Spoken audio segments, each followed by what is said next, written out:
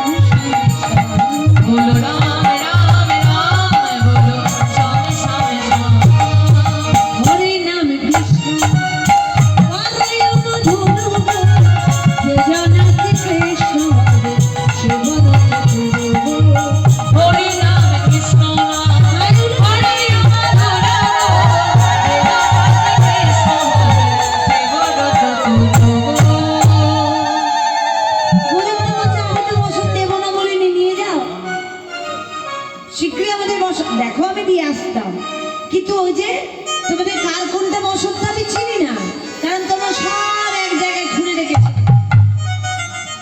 হ্যাঁ, সব ফসল এক জায়গায় খোলা ছিল আর সব আমি এইভাবে ধরে নিয়ে চলে এসেছি। কার কোনটা বসন্ত চিনি না, নিয়ে যাও।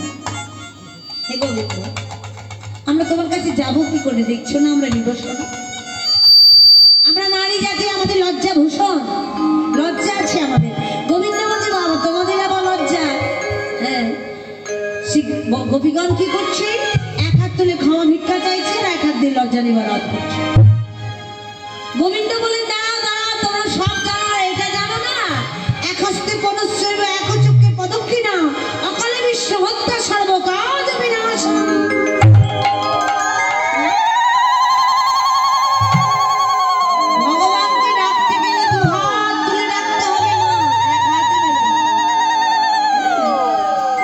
গোবিন্দ বলেন বেশ, আজকে তোমরা সিদ্ধি লাভ করলে আগামী রজনীতে তোমাদের মনোবাসনা পূর্ণ করো।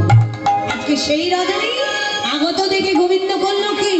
বাজাইয়ে দিল, বাজাইয়ে দিল, বাজাইয়ে দিল, বাজাইয়ে দিল, ওই দিল বাঁশি বাজাইয়ে দিল,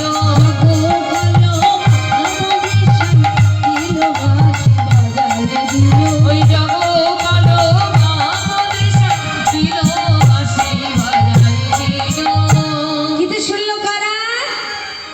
গোপী ব্রহ্ম